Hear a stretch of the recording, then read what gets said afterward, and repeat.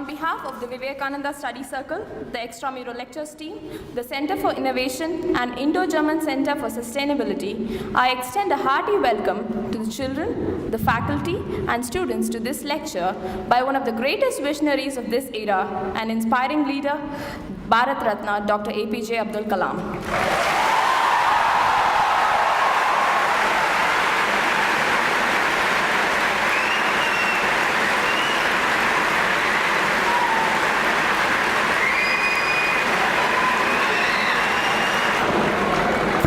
Is a ray of hope which guides us towards the light of success.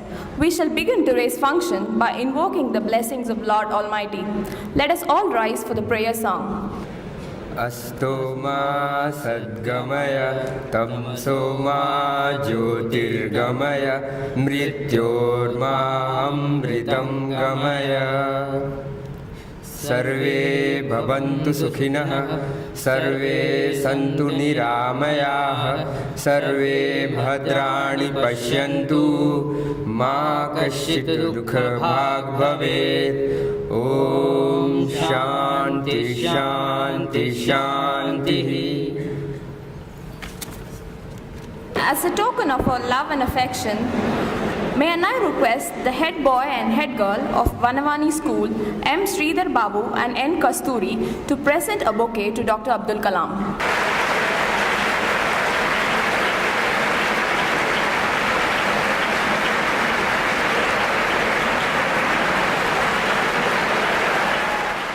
May I now request Dr. Abdul Kalam to offer floral tribute to Swami Vivekananda.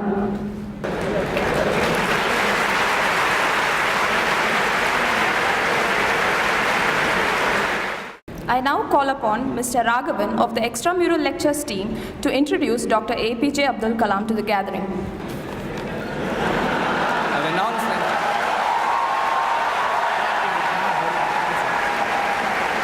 A renowned scientist and engineer, Dr. APJ Abdul Kalam served as 11th President of India from 2002 to 2007. Being a man of vision who is always full of ideas aimed at the development of the country, he has inspired people across generations and was popularly called the People's President. Dr. Kalam played a pivotal organizational and technical role.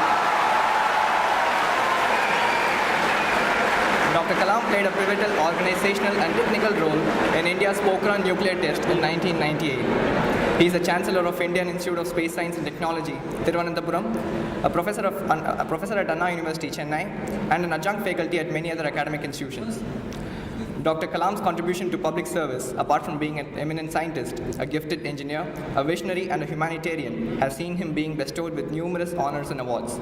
He became the first Asian to be honored with the Hoover Medal, America's top engineering prize.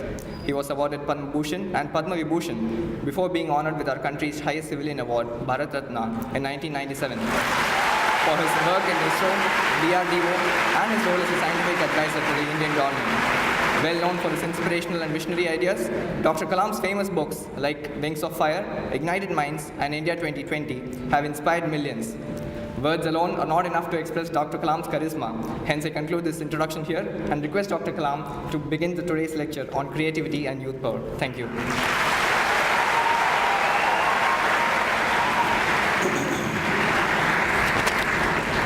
Friends, good evening to all of you.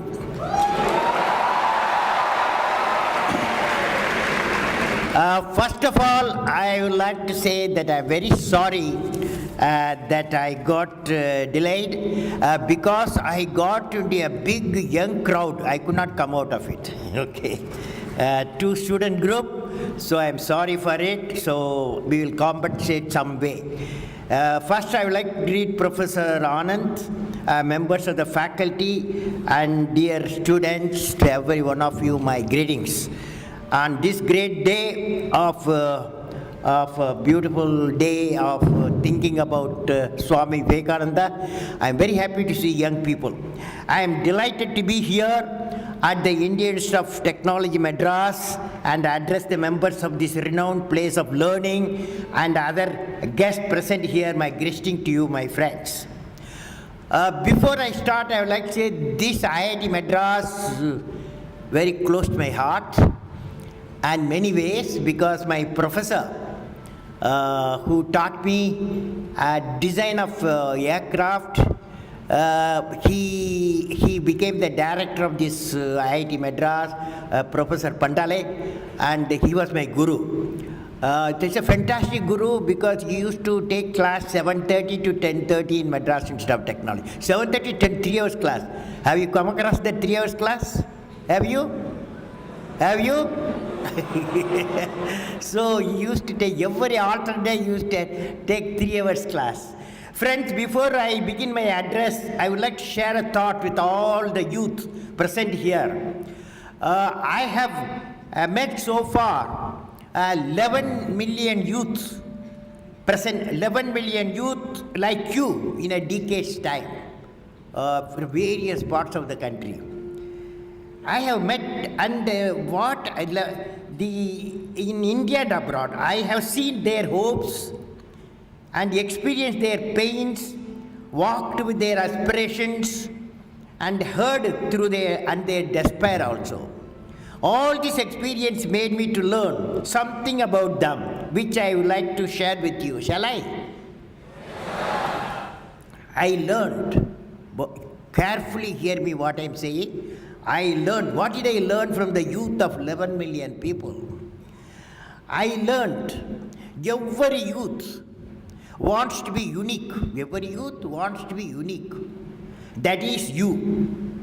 Every youth wants to be unique. That is you. But the world around you is doing its best day and night to make you just everybody else. Now, the question is whether you want to be you or everybody else. You want to be you? Not everybody else. Now, if the question being like everybody else is convenient at the first glance, but not satisfying in the long vision. The challenge, therefore, my young friends, is that you have to fight the hardest battle. You have to fight the hardest battle which any human being can ever imagine to fight, and never stop fighting until you arrive at your destined place. That is the unique you. To get the unique you, it's a big battle. The battle means you don't need to take a gun. The battle means you have to have 4 unique things. 4 unique tools you must have in that battle. One is you have to set the goal. The second one is acquire the knowledge continuously. And third one, it's a hard work with the devotion. And fourth is perseverance. These are the tools you have to, for the battle you have to wage. For that, if you have these 4 tools, definitely you will become a unique you. My best wishes to all of you. Now, being unique will require also excellence. Let us understand what is the excellence in more detail. You know, excellence is self-imposed, a self-directed lifelong process. Excellence is not by accident. It's a process where an individual, organization, or nation continuously strives to better oneself. The performance standards are set by themselves. They work on their dreams with focus and are prepared to take the calculated risk and do not get deterred by failures as they move towards their dreams. Then they step up their dreams as they tend to reach the original targets. They strive to work to their potential. In the process, they increase their performance, thereby multiplying further their potential, and this is an unending life cycle phenomena. They are not in competition with anyone else but themselves, and that is the culture of excellence. Let me share an important experience from the life of the father of the nation, to learn and through 79 years of now, I am in the 80th orbit around the sun. You know what it means, 80th orbit around the sun. That Through 79 years of my life, I have been a part of pre-independent India, jubilation of independence, and the post-independence era. Let me recall one incident which took place on the eve of Indian independence. At that time, I was the high school boy. At the stroke of midnight of 15 August 1947, the first Prime Minister of India, Pandit Jawaharlal Nehru, was declaring the independence to 300 million Indians from foreign rule at that time, 300. There was a rejoicing all around the country. At that time, there was a sudden question from stray corner. Where is the father of the nation, Mahatma Gandhi? He was not there for flag hoisting. That too, independence father of the nation was not there. To the surprise of the entire audience, Mahatma Gandhi was in Bengal, West Bengal, wiping the tears of those who were affected due to the social disharmony. Mahatma Gandhi's diary records his advice to a group of students who came to meet him in Calcutta on that day. The advice goes, quote, students ought to think and think well. They should do not wrong. Students should do everything to build up a new state of India, which would be everybody else's pride. This is what Father of the Nation wanted from all of you. These actions of the champion of nonviolence at the time of independence made me feel proud by being led an inspirational leader. When there's a jubilation in Red Fort, he was the leader who was where the pain was. Friends, while in the company of many young inspired students of IIT Madras, I have given you that's the evolution of a unique you. I would like to give my perspective on the topic, evolution of unique you. Friends, let me talk about what type of world in the present century you will witness, that is 21st century. Let us jointly work out with the interaction. You know, the world in the 21st century will be a knowledge-based society with multiple opportunities. I was studying a book. The name of the book was Empires of the Mind. It will be in your library. Empires of the Mind by Dennis Waitley. This book gives what type of new world which we are facing now. What was yesterday and what is today. I have modified certain points of the author to suit our conditions today's talk. I have also added a third line which is pertinent to the action required by the management institutions and technical institutions. It specially says that what worked yesterday won't work today. What worked yesterday won't work today. Now it goes like that. There are 10 points. First one, yesterday, natural resources define power. As you know, today, it is not important, natural resources, but knowledge is power. Today's knowledge is power. Institution will be the powerhouse for knowledge. Like IIT may be a powerhouse for the knowledge. Second one, yesterday, hierarchy was the model. Today, synergy is the mandate. Institution will be enabler of intersection of the multiple faculties towards mission goals. Yesterday, third point, yesterday leaders commanded and controlled. They were commanders. Leaders were commanders, technical or administrative or managerial or industrial. Yesterday leaders commanded and controlled. Today leaders empower and coach. They become coach and empower. That means potential leaders will be empowered through exposure of the needs of the sustainable development. That will be their tool. Fourth point, yesterday shareholders came first. Today customers come first. That means education to inculcate sensitivity to the user needs. Yesterday employees took order. Today teams make decisions. Institution can inject the team spirit. Yesterday, seniority signifies status. everything about seniority. Today, creativity drives status. Creativity, whoever creative, he takes over the organization and the nation. Creativity drives the status. Institution is the breeding environment for creativity. Yesterday, production determined the availability. Today, competitiveness is the key. Competitiveness powered by research, and the university or like IIT has to have the motto of teaching, research, teaching. Teaching, research, teaching. Best teaching comes out of a best research. Best research comes out of best teaching. Now, yesterday, value was extra.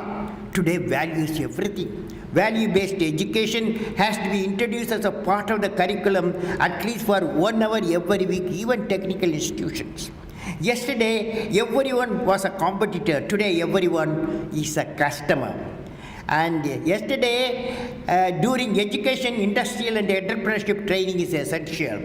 Last point, yesterday, profits were earned through expediency. Today, work with integrity and succeeded with integrity. Now, friends, will you repeat with me what I am saying? Will you repeat? Yes? I will work with integrity and succeed with integrity. Tough problem, isn't it? Is it not? Or you can do it? You will do it? All of you will do it? Then you have to do a job for me. Okay? Today, I will give you 1 full day. My email is apj@abdulkalam.com. Okay? apj@, you know my email. Otherwise, you go to my website www.abdulkalam.com. Now, you are going to give me 5 areas. People, according to you, 1 person, living person, who has worked with integrity, who is working with integrity and succeeding with integrity. First one, political leader, number 1, okay? You have to locate a political leader. Number two, a industrial chief, public sector or private sector who is working with integrity and succeeding with integrity. Third person, a bureaucrat. Who has, according to you, the bureaucrat of the nation, he has worked with integrity and succeeded with integrity.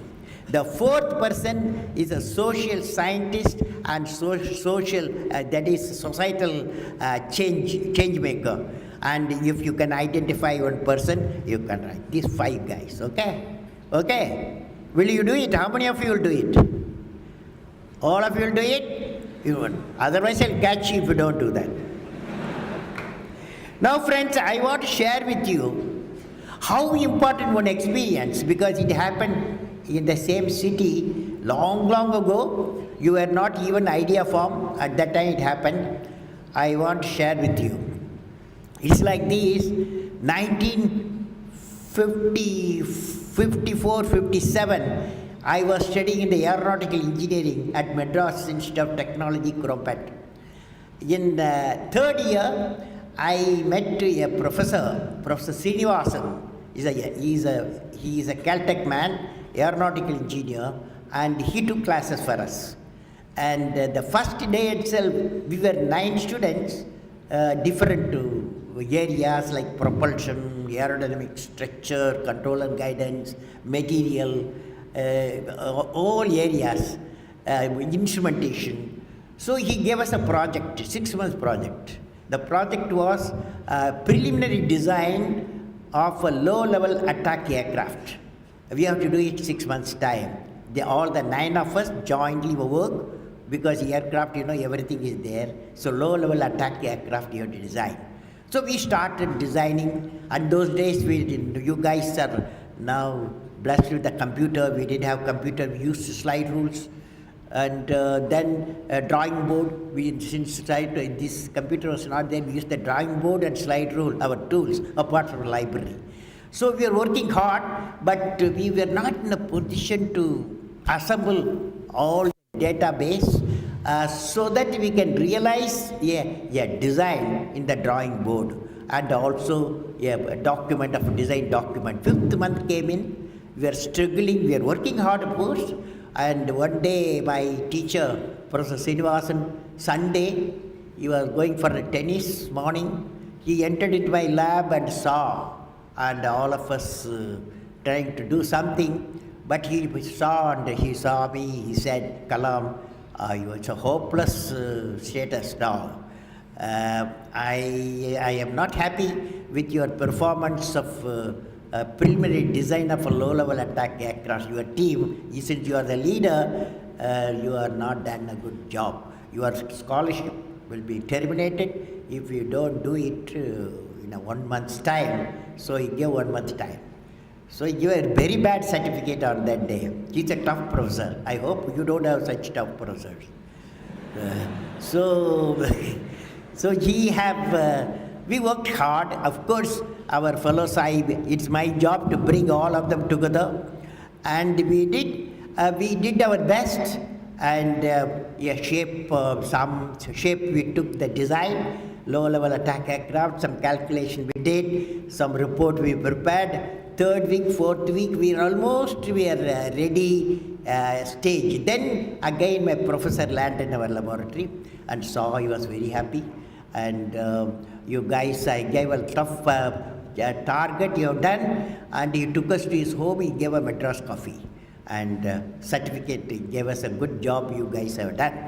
But what is important here is, it's not that project what we are doing, the number of people doing. Important is, what I learned on that day, our team learned was, how to do a system design, how to do a system integration, how to do a system management. You know, when you are studying in the class and you are getting ready for your degree, you are becoming a system designer and system integrator, system manager. This experience tomorrow when you go out of IIT Madras, wherever you go, they will not ask which branch you belong to. They will ask, can you make a product? That product will have multi-technologies. In 1957, when I finished my course, when I went a job, I was appointed in those days senior scientific assistant and at the Ministry of Defense. First job Dr. Neelakantan gave me was, you design supersonic target aircraft and a hovercraft. When I went to ISRO, after say 4 years, first job they didn't ask me whether you are aeronautics fellow, what fellow you are. They asked me, you design a payload for the scientist to fly in the sounding rocket and design a sounding rocket. So friends, you should remember that market for you, when you go out of this campus, you must always think in terms of a system design, system integration, and system management. Faculty also, I would like to request, see that a job project comes out between the number of students per number of faculties. They join together, they do, probably you are all doing that. So friends, I hope you all have undergone such an environment of integrated learning process, particularly when you are entering into the knowledge society with the competitiveness as a key. Now I'll be presenting what type of knowledge society the nation will be progressing by the year 2020. Another 10 years' time, you will be working for a nation. Either you would have become by the 2020 developed nation, or some of you may be working for it. Now I would like to give you 2020 how the India another 10 years' time should look like. Number one, a nation where the rural and urban divide has reduced to a thin line. Here, communication people work, electronics people work, and also system managers have to work. A nation where there is an equitable distribution and adequate access to energy and quality water. Energy, it will be energy independence, that is, you go away from the fossil fuel. And a nation where agriculture, industry and service sector work together in symphony. A nation where education with value system is not denied to any meritorious candidate because of societal or economic discrimination. A nation which is the best destination for the most talented scholars, scientists and investors. A nation where the best of healthcare is available to all. A nation where the governance is responsive, transparent, and corruption free. A nation where poverty has been totally eradicated, illiteracy removed, and crimes against women and children are absent, none in the society feels alienated. A nation that's prosperous, healthy, secure, devoid of terrorism, peaceful and happy, and continues with a sustainable growth path. A nation that is one of the best places to live in and proud of its leadership. Now, question is how to achieve it. To achieve the distinct profile of India, we have the mission of transforming India into a developed nation. We have identified 5 areas where India has a core competence for integrated action. One is agriculture and food processing, education and healthcare, information communication technology, a reliable and quality electric power, surface transport and infrastructure, self-reliant critical technologies, and leading to 10% GDP growth for next 1 decade. Now, these 5 areas are closely interrelated and leading to the economic security and national security. Dear friends, when I see the engineers in front of me, future technologists, researchers, I'm thinking what sort of technologies that you will be working with us, what sort of technology you will be working with us in the future towards national development. Let me now talk on the convergence of technology. Since you have talked about technologies, you have studied now, but when you go out of this campus, and now you are going to have what is called convergence of technologies, and even colleges will start teaching. As you know, the information technology and communication technology have already converged, leading to information and communication technology, ICT. Now, information technology combined with biotechnology has led to the bioinformatics, as you know. Now, this nanotechnology has come in. It is the field of the future that will replace according to me, that will replace the microelectronics and many fields with a tremendous application potential in the areas of medicine, electronics, and material science. When nanotechnology and ICT integrated, silicon electronics, photonics are born, and it can be said that material convergence will happen. With material convergence and biotechnology linked, a new science called intelligent bioscience will be born, which would lead to a disease-free, happy, and more intelligent human habitat with longevity and high human capacities. Convergence of bio-nano information technologies can lead to the development of nanorobots. Nanorobots, when they are injected into a patient, my expert friends say it will diagnose and deliver the treatment exclusively in the affected area, and then the nanorobot gets digested as it is of DNA-based products. I saw the product sample in one of the star laboratories in South Korea, where best minds with multiple technology work with the target of finding out a out-of-box solution. Now friends, recently a new trend is emerging. The aspect being introduced is that of ecology. Globally, the demand is shifting towards the development of a sustainable system which are technologically superior. This is the new dimension of the 21st century knowledge society. Thus, the new age model would be not 3-dimensional, it will be 4-dimensional, that is bio, nano, info, eco-based. Bio, nano, info, eco-based. Take example, a GM crop, genetically modified crops. I was reading in an article by Dick Tavarin titled Freedom of Research and Eco-Fundamentalism. Yesterday only I read that the notion that GM crops will benefit only top corporate is mistaken, according to the author. He says that most of the development of GM is taking place in the lesser developed regions of the world. Moreover, not only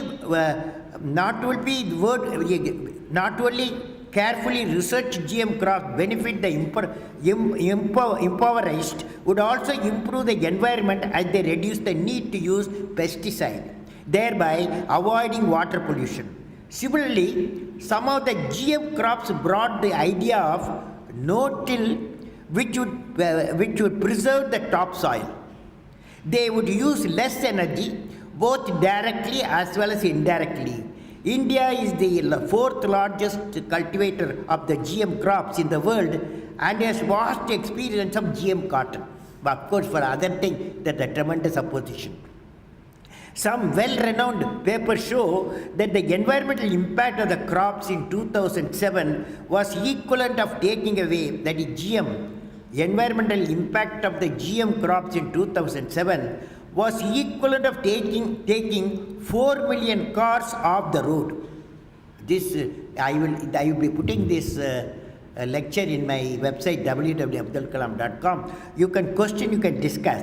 The next generation GM crops or hybrid crops would require further thrust on the converging ecology and science, where the crops would be able to grow in a salty soil region and also heal the unproductive soil. The need would be bring bio needs for fulfilling specific nutritional requirements of the human beings. Thus, the next generation well-researched and tested GM crop will not only lead to the second green revolution, but also herald the now needed convergence of bio-info nano ecosystems. One example I have given you. Certainly, each and every one of you align your goals towards the distinctive profile of the nation by 2020, which I have described as 10 pillars, will give the challenging environment for you to contribute by innovation and entrepreneurship. Now friends, in conclusion, I would like to say what you will be remembered for. You are all young fellows, 20, around 20, 25. What you will be remembered for? You see the top. As soon as we top the bulb, immediately we remember a guy. Isn't that? Same, you see the telephone, we remember. Said you travel you see the blue sky and blue sea, we remember the Raman effect. So the French history echoes to us. History echoes, hear me what I'm saying. History echoes to us that those who have courage to imagine the impossible are the few unique personalities who broke all the human limitation of thought and action. In every field of human efforts, whether science, technology, medicine, art, sports, industry, or even the development and politics, the names of the people who imagined the impossible are engraved timelessly in our human history.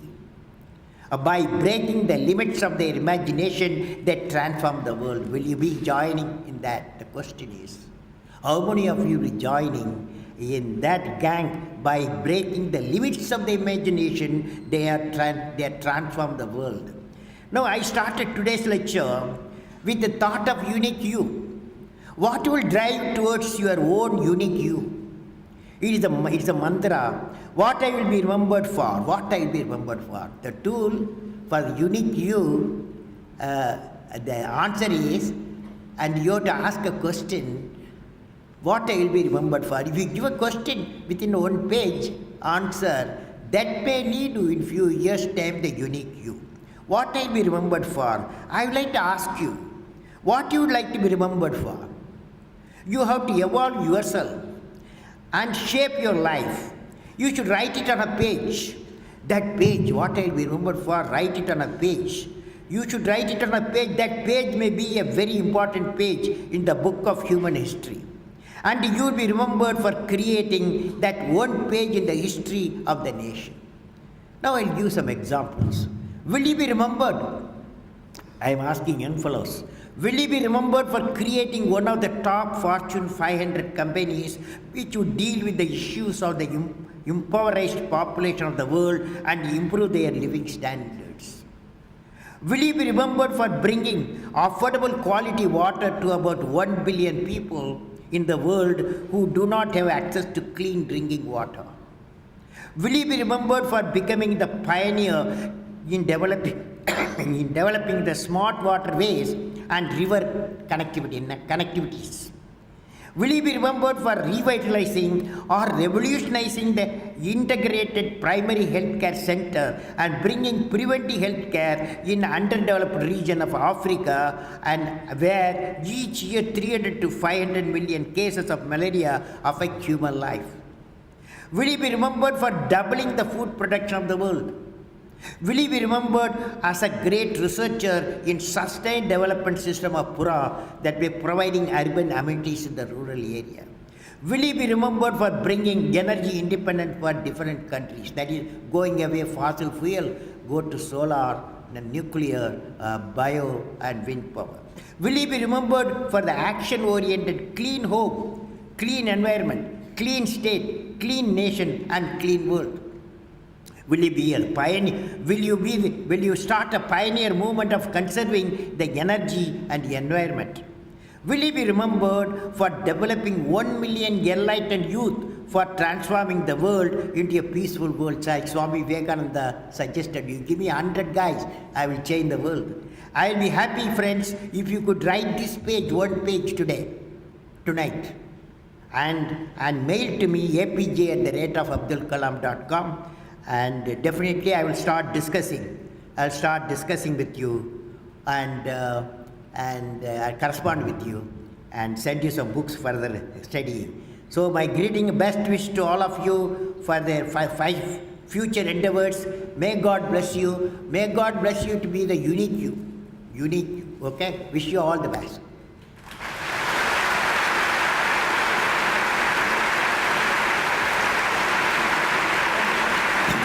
I have some books for IIT Madras library. If one of you come, faculty member or Dr. Anand come, I want to hand over a book, set of books, sir. I have got a set of books to give to your library so the students will read.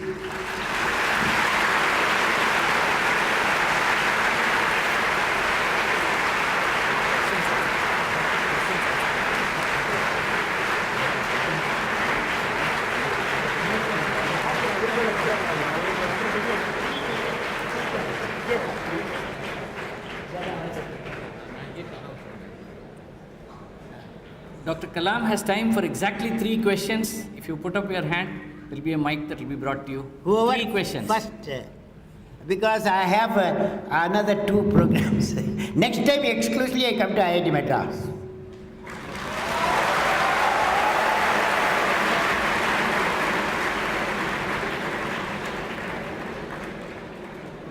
Yes, lady? Good evening, I'm Ananya, and my question is somewhere related to food security.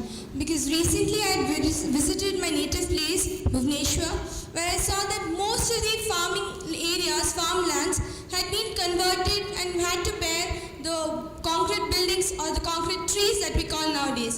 So if everything continues to go on like that, and all the croplands are converted into houses, what do you think that when our country is developed, would we be surviving on tablets rather than food? Where would food come from? Well, see, my feeling is,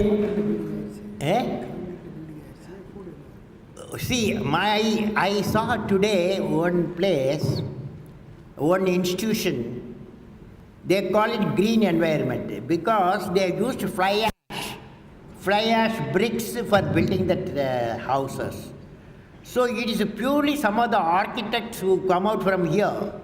They have to design even the low-cost houses with green nature, is an amenable to nature. I believe that I have started a mission, 1 billion people, 1 billion trees. That each one, will you take a oath if you don't mind? I will plant 5 trees and nurture. Will you do it really? Do it? Okay, thank you. Okay, next question. Good evening, sir. I'm Tawheed from KB. Where are you? I'm here. Okay. So my question is also related to food security. There are some parts of India like Punjab where food grains are being produced in excess and they are rotting in the open. And there are some parts in India such as Madhya Pradesh where around 40% of the children are sleeping without any food in their bellies. So this is a major problem in this nation. If food could be provided, there's enough food to be provided to these people, but it is not being provided. See, that by 2020, today, we produce about 230 million tons of food. Out of that, 10 to 20% of food is not properly stored. So big efforts has to be being mounted on storage, augmentation of storages. By 2020, we need nearly 380 million tons of food. With lesser land from 170 million hectares, we'll have only 100 million hectares. Then water will be less and the farmers will be less. That means if we have to nearly double the food, we have to have the technology is the only tool. Multi-cropping and seeds, high yield variety seeds, and also we have to go for some area the GM crops. Okay, friends? Okay. Sir. Hello, sir. My name is Shivaram. My question is, sir, you asked us to write a page on what would we be good for.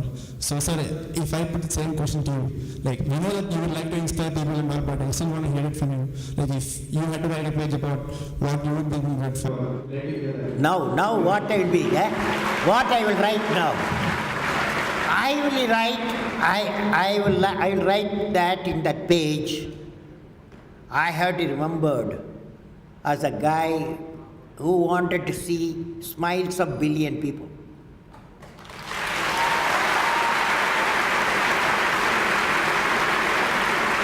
Okay, friends. Now, it doesn't mean I have refused to answer question. You send a question to me, APJ@abdulkalam.com. 48 hours you will get reply. Okay. Now your problem.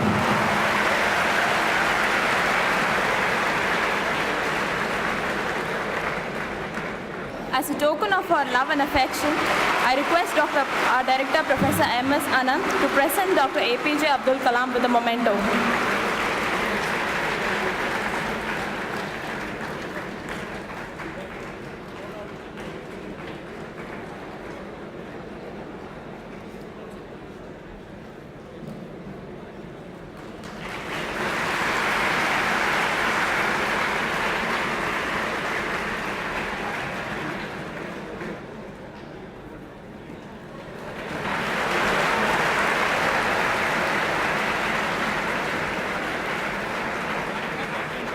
Thank you, sir, for a very captivating and an enlightening speech. To quote your words, you have to dream before your dreams can come true. We did dream to have you here amidst us and to listen to your inspiring words. Today, that long cherished dream of ours has been fulfilled. We promise we will indeed work with integrity and succeed with integrity.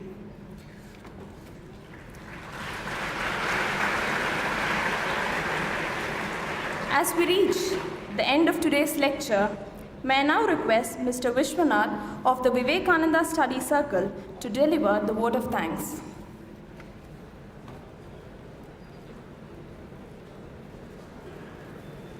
Dear friends, on behalf of Vivekananda Study Circle, Extramural Lecture Team, Center for Innovation and Indo-German Center for Sustainability, we wholeheartedly thank Dr. APJ Abdul Kalam for agreeing to come to IIT Madras and speak us on the topic creativity and youth power. Indeed, one cannot think a better name to speak on this important subject, and needless to say, it has been a once-in-a-lifetime experience for all of us. We are grateful to you, sir, for this thought-provoking lecture and for your valuable and inspiring thoughts on how the youth power can be channeled and manifested for national development. We shall always remember the pledge we had given to plant at least 5 trees and to work and succeed with integrity and give it a priority to follow it. We also would like to thank the IIT Madras authorities, particularly the engineering unit, Dean Students Office, CCE, Security Section, and everyone who have been instrumental in organizing the lecture. Our thanks to the audience for making this afternoon a memorable one. Thank you, Vishwanath. I request you all to rise for the national anthem.